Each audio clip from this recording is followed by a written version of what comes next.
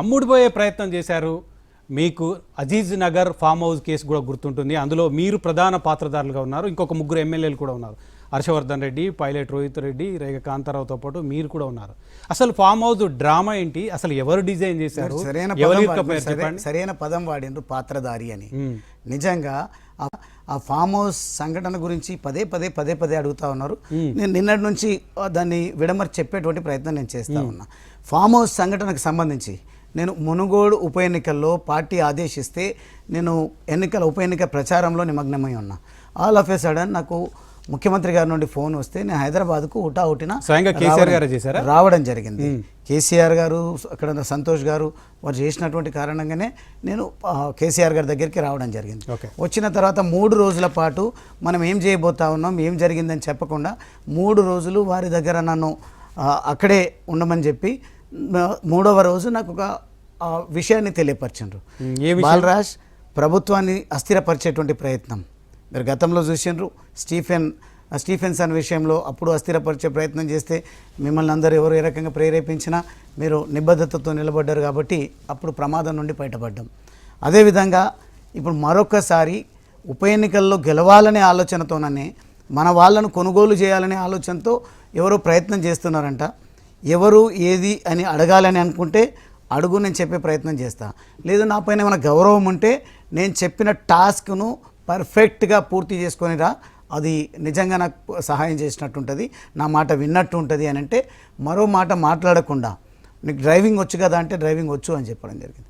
నీకు కారు ఉంది అంటే కారు ఉంది అని చెప్పడం జరిగింది. నీ కారులో స్వయంగా నువ్వే డ్రైవ్ చేస్తూ నేను ఒకరిద్దరిని నీ ఎంబడిచ్చి పంపిస్తా, అక్కడికి వెళ్ళు, అక్కడ ఏం జరుగుతుంది, ఎవరు వస్తుందో అనేది వాటి గురించి కూడా లోతుల్లోకి వెళ్ళకు, కొద్దిగా సేపు అక్కడ కూర్చో, వారేమైనా ఓపెన్ అప్ అయి మీతో మాట్లాడే ప్రయత్నం చేస్తే మీరు మాట్లాడండి, లేదు అంటే అక్కడ కొద్దిసేపు కూర్చొని అక్కడ మిగతా వాళ్ళు ఎవరేం చేయాలనో చేస్తారు, అక్కడికి వెళ్ళి రా అని చెప్తే. మీరు అక్కడ ఎంతమంది ఉన్నారు? అక్కడ ఎమ్మెల్యేలు ఉన్నారు ఎవరైనా?